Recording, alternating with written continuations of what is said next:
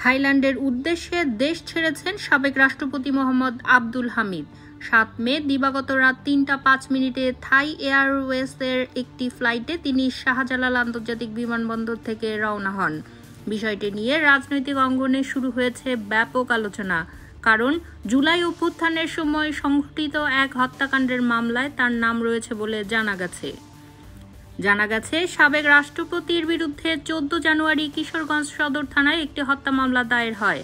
মামলায় আরও উল্লেখযোগ্য কয়েকজন রাজনৈতিক ব্যক্তিত্বের নামও অন্তর্ভুক্ত, যার মধ্যে রয়েছেন সাবেক প্রধানমন্ত্রী শেখ হাসিনা, শেখ রেহানা, সজীব ওয়াজেদ জয়, সাইমা ওয়াজেদ ও ওবায়দুল কাদের। অথচ এই পরিস্থিতিতে কিভাবে তিনি ইমিগ্রেশন পার হয়ে বিদেশে গেলেন তা নিয়ে উঠেছে প্রশ্ন। বিমানবন্দর সূত্র জানিয়েছে, আব্দুল হামিদ রাত 11টার দিকে বিমানবন্দরে পৌঁছান। সেখান থেকে ইমিগ্রেশন প্রক্রিয়া সম্পন্ন করে তিনি দেশ ত্যাগের অনুমতি পান। ইমিগ্রেশন কর্তৃপক্ষের দাবি, তার বিরুদ্ধে কোনো ধরনের ট্রাভেল ব্যান বা আদালতের নিষেধাজ্ঞা না থাকায় তাকে যেতে বাধা দেওয়া হয়নি। তারা এটিও জানান, সাবেক রাষ্ট্রপতি চিকিৎসার উদ্দেশ্যেই থাইল্যান্ড গেছেন।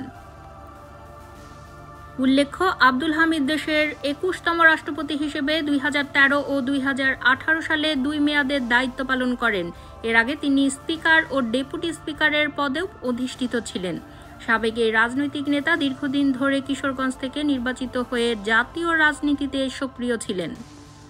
তবে বিশেষজ্ঞ মহল বলছে, দেশের গুরুত্বপূর্ণ এক মামলার আসামি এমন একজন শীর্ষস্থানীয় ব্যক্তি যদি অবাধে বিদেশে চলে যেতে পারেন, তাহলে দেশের বিচার ব্যবস্থার ওপর জনসাধারণের আস্থা আরও ক্ষুণ্ণ হবে।